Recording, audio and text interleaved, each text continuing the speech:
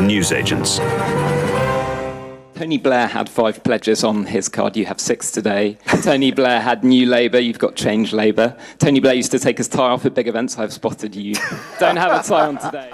So if it walks like a Blair, talks like a Blair, dresses like a Blair, uses abstract nouns like a Blair, is it a Blair? It was Starmer, of course, today.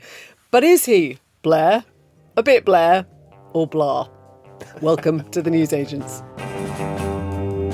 It's Emily. It's John. And in a moment we will be crossing live to Tblisi, not live, but to Lewis, who is in Tblisi, ahead of the next big parliamentary vote tomorrow, which is likely to be an inflection point for yet more protests outside the legislature against what looks like Russian interference in their democracy. And Keir Starmer today took himself off to Essex with the shadow cabinet ranked in rows behind him, standing to applaud as Keir Starmer set out in shirt sleeves, rolled up, what his ideas were for what Labour would do in government. Yes, 6 pledges. Don't call them pledges. No, not 6 pledges. They're not 6 pledges. I was with the Labour team last night, and the first thing they said was, don't call them pledges. We're not doing pledges. We're calling them baby steps or first steps, little steps. They're not promises, which obviously allows you a bit more wriggle room. It allows you to sort of make your intentions known and your priorities known, but not to be chased down in the way that Rishi Sunak was, for example, on the small boats. And so the 6 pledges, very reminiscent in one way of Blair's 5 pledges in 1997, but I think we can say even sort of fewer numbers, right? Yes, because all we've got are 2 specific pledges, which is the promise on recruiting additional teachers, 6,500, and the 40,000 more appointments each week for people who are waiting to see someone on the NHS. So those are the only 2 with numbers attached. Although, again, when will there be those additional 40,000 more appointments each week? Is that in the first year or is that in the lifetime of the Parliament? On that, it was a bit vague. I think the interesting thing about this is that when we remember back to 1997, some of us remember back, and some of you are joining us on this journey, 97 felt like it was full of ambition and promise and delivery and sort of optimism. And actually, when you look at the small print, it was quite, the offerings then were quite modest. Yeah. They were genuinely modest. Things like the minimum wage, which was huge, came much later. It was about things like class sizes, for right? 5, 6 and 7-year-olds. For 5, 6, it was very, very specific and very, very modest. And so in a way, I don't think Keir will be upset with all the Blair imagery and the Blair references that he's getting, because what he's trying to do is talk mainly about earning back trust. And that's why the first thing he would really say or laid out are not about the pledges or the priorities or the baby steps or whatever. It's about saying we're not going to offer you anything uncosted. We're not going to offer you anything that we can't deliver. We're not going to say we'll do things now that we can't then give you in government if we get there, because we've got to mainly win back trust. And I thought one of the most interesting bits of the speech came when he said, the worst thing you can do is to leave office 14 years after coming to office, whichever party, and leave the country in a worse state. I'll just finish with this because I feel it so strongly. And I say this, whichever political party anyone supports. I do understand people, voting for other political parties, wanting other political parties in power. But if you take these 14 years, to leave your country in a worse state after 14 years than you found it is unforgivable in politics, whichever party you support. I fundamentally believe that, and I'm not prepared to see a Labour government that doesn't materially improve our country so that we can genuinely look back in 5 or 10 years' time and say, do you know what? It is better now than it was. We've got more chances, opportunities, equality now than we had before. This country has moved forward, and I've moved forward, my family, my community has moved forward with it. And that's what this is all about. But for that, you need serious missions, you need first steps, You need a different mindset in politics. And of course, Tony Blair picked up after 18 years of Conservative rule. But he made a very different point. He was saying, I am the heir to Thatcher. I am the proper person who's going to develop some of Thatcher's policies, and stole a lot of Tory clothing in the process. I think when you do the compare and contrast bit between Blair 97 and Keir Starmer today, and where it gets trickier for Keir Starmer, is that he ran for office, ran for the leadership of the Labour Party with a very, very different set of pledges than the ones he's offering now. He was promising to raise the top rate of tax. There was going to be a lot of renationalisation. There was the 28 billion pledge. All those things have sort of quietly been shelved since Keir Starmer became leader. When Blair became leader, frankly, he was always on the modernising right of the Labour Party, wanted change. And so people couldn't say to him, oh, look, you've changed your spots. Yeah. Blair was kind of there, and he went for the leadership, saying the Labour Party has to modernise or die.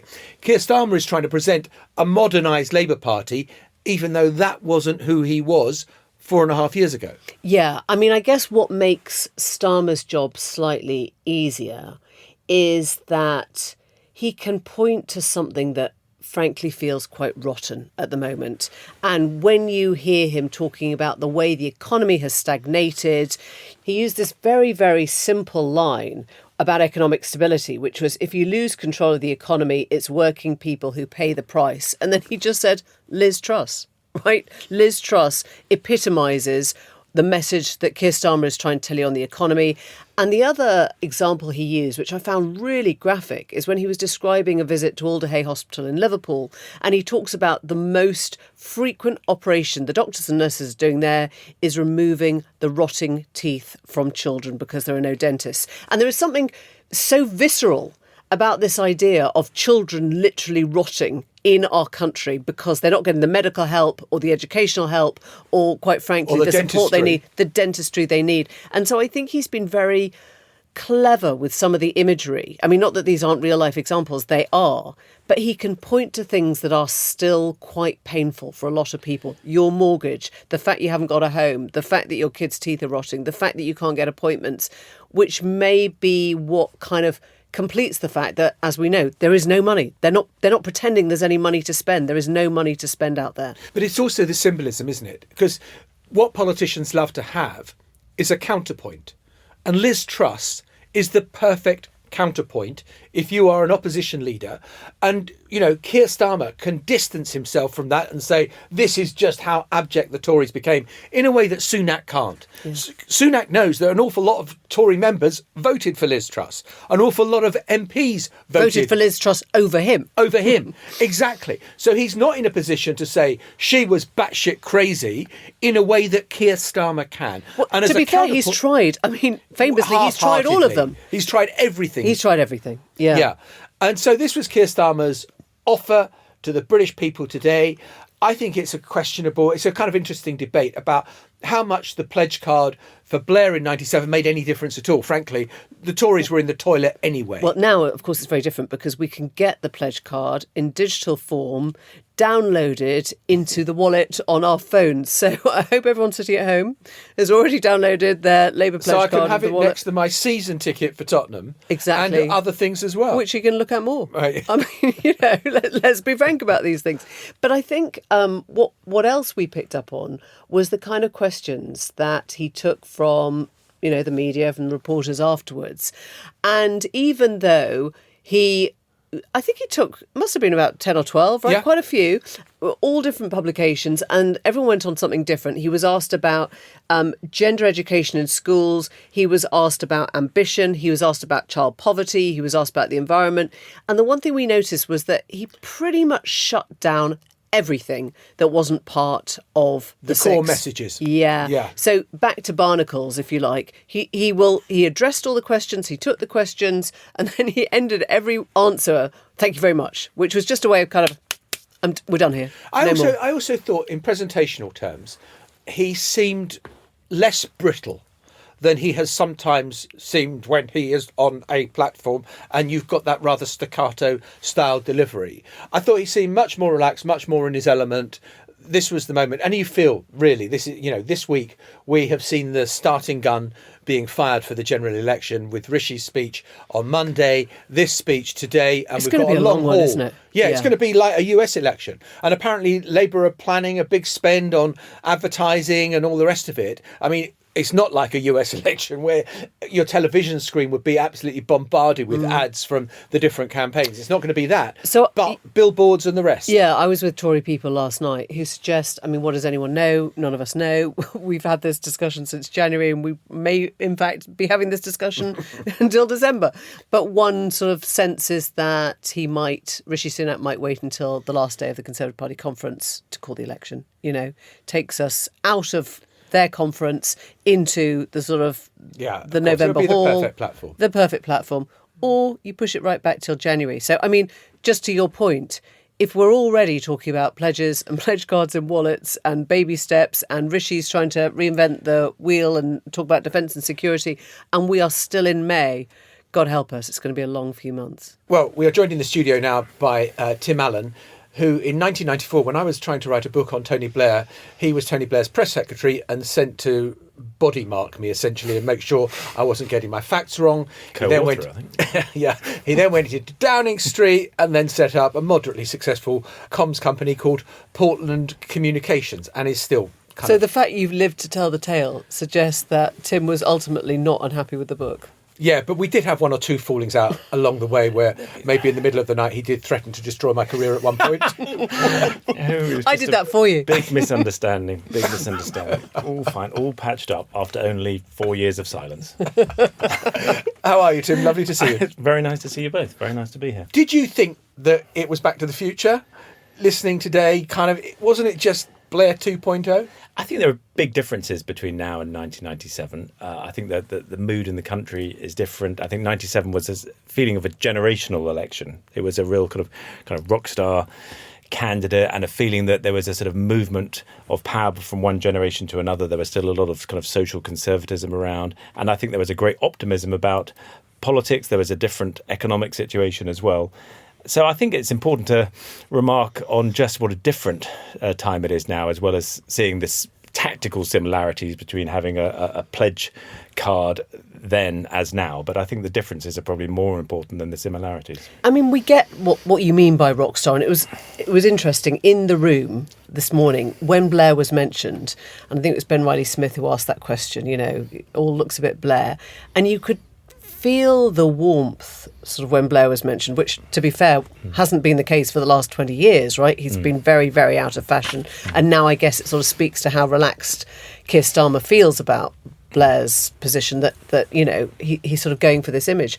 But when you talk about rock star, what is that? Well, I think Blair was a very unusual, sort of unique politician. And back then, he was just off the charts popular. And as I say, there was is as much of a cultural change as anything else in 97. There was just a feeling that not just the Tory party, but that sort of generation of politicians had just been in power for too long, and some of their attitudes were just not in tune anymore with the changing social attitudes of the younger generation. And I think Blair was able to embody that, and was just a supremely gifted communicator and a supremely gifted political strategist. And so it was just and the economy was different. He was just able to be incredibly effective, and was at that stage sort of off the charts popular. And that is not the situation now. And I think if you speak to the people around Blair now, they would probably say the Tories now are probably hated more than they were then. John Major was not hated.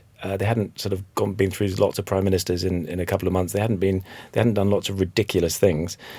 There wasn't the hatred for the Tories then, but probably now there isn't the enthusiasm for Labour that there was then either. So in a sense, back then the Tories were more popular than they are now, and Labour probably was more popular then than it is now. So it's a lower base that Keir Starmer operates from. Is it harder for Keir Starmer as well, in the sense that he's got a lot more baggage than Tony Blair had? Keir Starmer came to power with a pretty left-wing set of pledges and has sort of kind of ditched them along the way. Tony Blair's leadership election, if you go back and look at the rhetoric he used in the 1994 leadership election, it certainly wasn't exactly the same rhetoric that he was using when he was speaking to the whole country in 97. So in the 94 leadership election, he's obviously addressing party audiences, touching the things that they want to hear. And in 97, he's talking much more to the whole country. And Keir Starmer has done the same thing in having a party election first, and then he has to present to the country. So yes, I think Blair didn't have the long list of pledges that Keir Starmer made in his leadership election. But honestly, the only people who really complain about the pledges that he made in his leadership election are the far left of the Labour Party. And two things on that. One, they drove the car into the wall twice in 2017 and 19, and they would do it again if they ever got power. And two, their cries of betrayal about Keir Starmer's pledges are a bit hollow. They didn't vote for him. They wanted their own left-wing candidate. So I don't know how they feel betrayed because they didn't vote for him in the first place. So yes, those pledges are not what he's standing on now. But in the intervening period, there's been a global pandemic, there's been an energy crisis, there's been rocketing interest rates. So it'd be pretty strange if he did have exactly the same platform to the country now as he had to the party a few years ago. I mean, I guess the left of Labour actually could argue that in 2017 they brought the Tory majority down. I mean, they took it away from... They won the Theresa. argument or something. Well, they had a popular manifesto. Many of the ideas there seem to be... Not popular enough to win. Let me ask you about the two schools of thought, which is that Keir Starmer's gone into this today, and always really saying, don't get excited, we're not going to achieve everything, there's not going to be a wheelbarrow, I want to be trusted, not sort of overly optimistic. So there are people who think he's got to say all that now, once he's in power, he is going to turn on the taps, there is going to be proper investment, he is going to borrow to fund, huge infrastructure or kind of something that takes us not to Biden-style IRA, but sort of towards that. And there are other people who say, well, don't make that mistake. There isn't any money, he's not going to spend it, he's going to be creative. Where do you stand? Well, it's true that the pledges are very limited in scope. The ones that he's, I think he's called them the first steps today, and they are meant to be limited, and they are limited, as were ours in 97. If you look at our health pledge, it was to find £100 million more to reduce waiting lists. The Labour government spent £100 billion more on the health service. So it was obviously a very small commitment just to show a direction of travel. And I think that probably is true for Starmer's pledges today, that they are not intended to be the be-all and end-all of a Labour government. They're supposed to be emblematic of a direction of travel that he wants to take the country in. But if you look at what sits above them, those missions, some of those are incredibly ambitious, much more ambitious than anything New Labour had in 97. I mean, the commitment, well, not the commitment, but the aim to have the highest sustainable growth in the G7. Last time I checked, Keir Starmer and Rachel Reeves don't actually control the German or the Japanese economy, so it's an incredible. But then aim is it to have. stupid? I mean, it's like I want motherhood and apple pie. I don't want anyone to commit murder, and I want everyone to be nice to each other. No, I think their argument is it is something that is to be aimed for, to make sure that everyone is, the entirety of the government is heading in that direction. Clearly, bits of it will literally be out of their control, but I think their argument would be that it does set a tone and set a clear aim for everybody to be going to. Equally, if you look at their pledge on clean energy by 2030, if you speak to people in the energy generation industry, they will take a deep breath and wish you the best of luck on that. And where were you saying, what's the bit of communication architecture that you said was missing in all of this? Well, if you go back to 1997, the pledges were just one part of the communications architecture. And if you think about the different levels we had, the objective was clear, winning the election. That's the same for us. The key message that we had was New Labour, New Britain. We've changed our party. We're ready to change the country. And that is probably going to end up roughly the same message for Keir Starmer. We've changed our party. We're ready to change the country. He did say country first, party second, didn't he? Yeah, but make the argument that you've changed the party, you're ready to change the country. Then between that and the actual pledges, there were what we called the defining arguments, which you may remember from those times. Leadership, not drift. Many, not the few. Future, not the past. Those were the defining arguments, which weren't policies or pledges in their own right, but that brought to life the change that you were going to make. And the key word was not. It helped define you and also your opponent. So we're this, they're that. We're leadership, they're drift. That's Tim, how meaning. Do you remember? Happens. I think it was a subsequent election that had forwards, not backwards. I mean, some of these are just ridiculous because you only have to imagine switching them over to imagine who is saying backwards, not forwards. But I think actually actually, in the time of 97, they did encapsulate the change that we were proposing. And yes, our argument was we've changed our party, we're ready to change the country. And those defining arguments about leadership not drift, many not the few, future not the past, did play into to the change that we wanted to bring and why we could bring it and the Tories couldn't. And they did help define us and define them. And beneath that then sat the pledges and the policies, and the job of the spokespeople was to go on TV, because that was pretty much the only way to communicate back in those days, or in the newspapers, and talk about the pledges, but then relate them to the defining arguments of leadership not drift, many not the few. And I think if you look at Keir Starmer's architecture, you've got the same objective, you've then got the missions, and then you've got these first steps. But I think you're missing the sort of defining arguments bit. And if I were a Labour strategist, which I'm absolutely not these days, I would be really working on that element of the communications architecture. It's amazing to get your thoughts from sort of right inside a campaign. I guess I'd put it to you, given where we think we are in terms of what you described as the current government's unpopularity, if everyone went into a coma for the next 6 months, and there was no campaign, and there was no pledges, and there was really nothing, none of the architecture, do you think it would actually be any different? I mean, do you think there is a real sense that this stuff changes things? Yeah, I think it probably would be. I think there'll probably be a wall of campaigning from the other side. I think it does. These political campaigns do make a difference, and I think the Tories are not going to give up. They've got lots of money. They're effective communicators. They will have a campaign, and yes, Labour certainly needs to be there, taking absolutely nothing for granted and running an effective campaign. It is true that if you ask people in 6 months' time what are Labour's 6 first steps, the number of people who could name one of them will probably be in the single digits. And so, yes, it is true that the political and media land, spend a lot of time dealing with this stuff, but how much of it actually gets processed and memorized is probably small. But I still think you absolutely have to prosecute your case, and as much on your arguments than on the specific policy things. I think actually the overall arguments about why you're a different start and a better government are more important than the specific policies, which do just not interest a huge amount of people, is the honest truth. But yes, so it is going to need constant repetition. I think it is needed.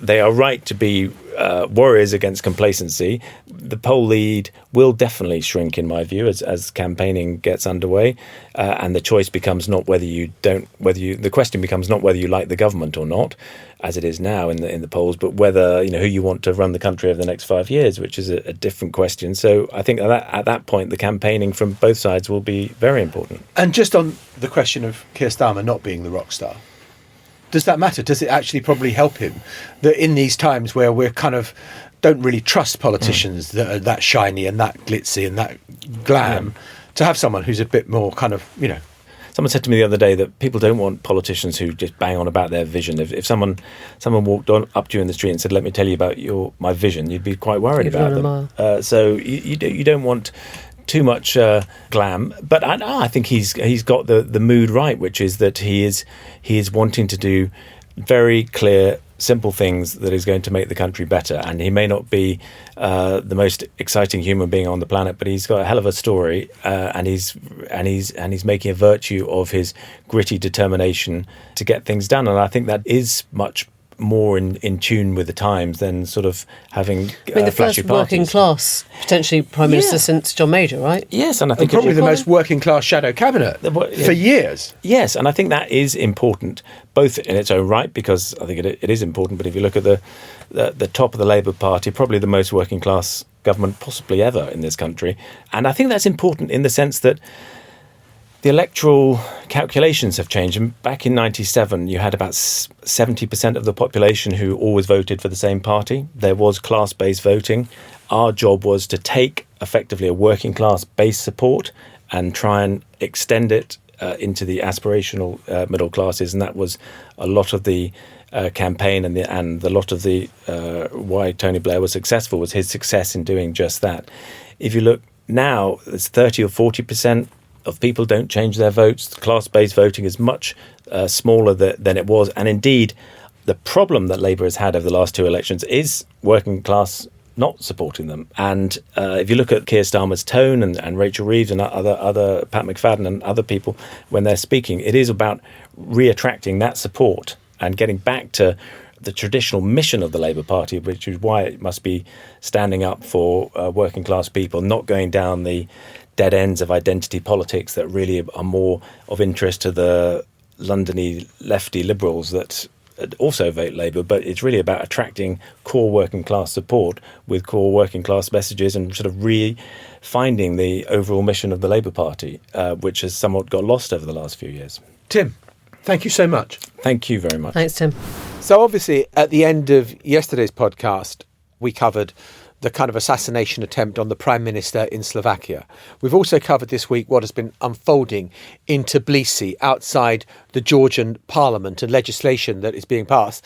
And we can now join Lewis, who is there in the capital, Tbilisi. And Lewis, what's it like? Well, John, it's weird at the moment because this set of protests, which has basically been going on and off for a year, but has really intensified over the course of the last week or so as this foreign agents bill, which we've covered on the show, has gone through Parliament, received its final assent. And basically every evening now, we're just sort of gearing up for the next round as we speak now. Every evening there are these spontaneous, massive sets of protests comprised primarily like 85-90% of very young people, Gen Z, Gen Zs, sort of under 30s, who just come out spontaneously and take to the streets in their tens of thousands, if not sometimes even hundreds of thousands. So when you're walking around at the moment in the city, although it's primarily non-violent, there is this sort of slight anxiety because no one actually quite knows. It's not planned. In fact, talking to people here, people say they're not entirely sure how it even starts, how it combusts,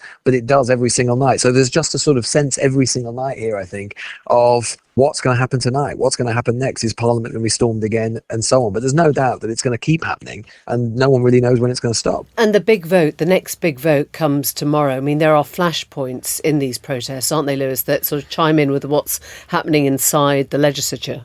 Yeah, there are. And that's another sort of unknown, though, again, Emily, because basically what's happened this week is that Parliament has given the final assent to the Foreign Agents Bill. It's now being sent to the President, the more Liberal President. The Liberal President is going to veto it, though we're not entirely sure when. And then it will return to Parliament again. And those, each and every step along the way, will be another flashpoint. I think it's just worth zooming out. We've talked about it on the show this week already, but just to sort of remind people, this Foreign Agents Bill, which on the surface of it sort of sounds quite innocuous. All it is to say, basically, if you get more than 20% of your funding from abroad and you're a media organisation or whatever you happen to be, humanitarian organisation, you just have to declare where your funding's coming from. That's the government idea. What's wrong with that?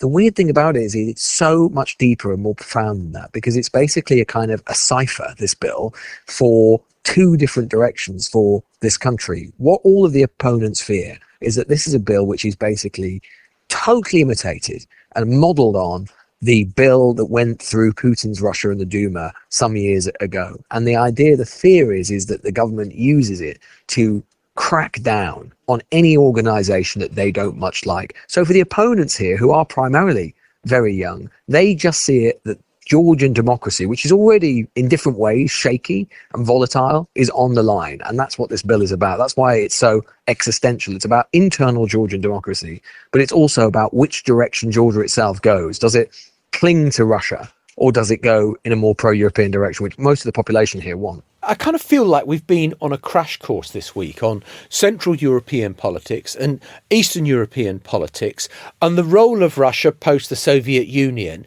and the way that the tentacles from Moscow reach far and wide. Can you read across from what is happening in Tbilisi to what is happening in Ukraine to what is happening in Slovakia and other countries as well?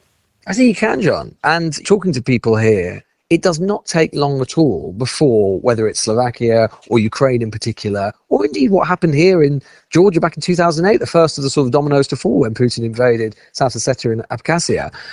It doesn't take them long to bring up those examples. People talking about Fico, people talking about Ukraine. People see that the long shadow of Russia, the shadow of exactly what the future of these post-Soviet states is, that is exactly the terms in which people talk about it here. I mean, I was talking to a journalist here earlier, and I thought he put it brilliantly when he said, look, The Russian government or the Georgian government here says, and it's not totally without some legitimacy, that we do have to be careful here.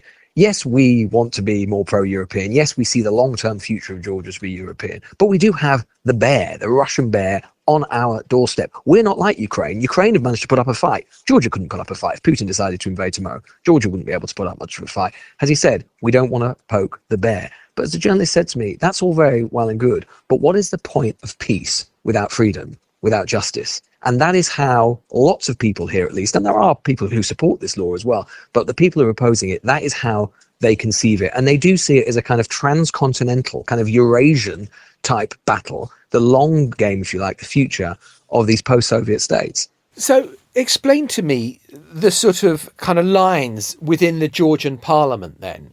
Is it that there is a pro-Moscow government that is pushing this, or is it a fear of Moscow government that thinks if we do this, we'll get an easy life and Russia won't invade?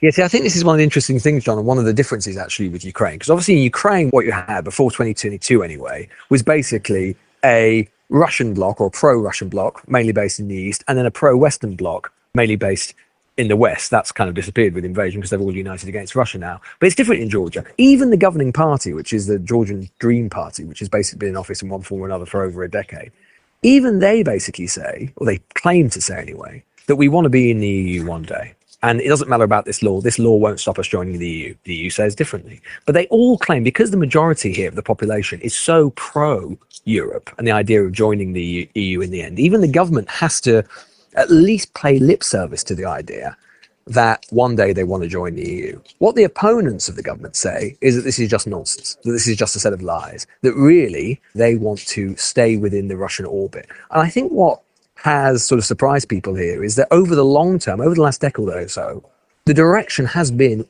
unrelentingly in a EU direction. But when the Ukraine invasion happened, suddenly, I think the feeling is that the Dream Party here did get spooked. They did get worried. And so they have started to give more sort of pro-Russian noises and sort of ally themselves with the Kremlin. There was lots of irritation or lots of anger in Georgia about the fact that they didn't impose the full suite of sanctions as other nations did during the Ukraine invasion.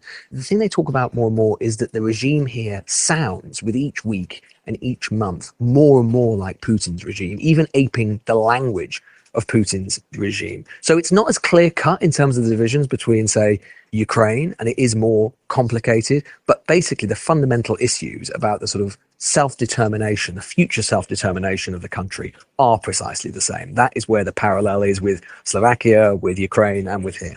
Funnily enough, Lewis, it almost sounds more as if your parallel there is Taiwan, the parties that are trying to keep China at bay by leaning into it a bit more, by befriending it, and the ones that will stand up and have the actual fight out loud. I wonder if that's it. But we're going to be hearing from you on Friday's episode a full film, a full report from what's going on, and presumably it will be loud and it will be passionate on the streets tomorrow. Yeah, full episode on Friday. A dispatch, as John would say. I believe he's familiar with the term dispatch these days. Oh, I am. Stay safe. Be well. Cheers, John. See you soon. Bye. And talking of dispatches, we have got news from the front line. Yeah.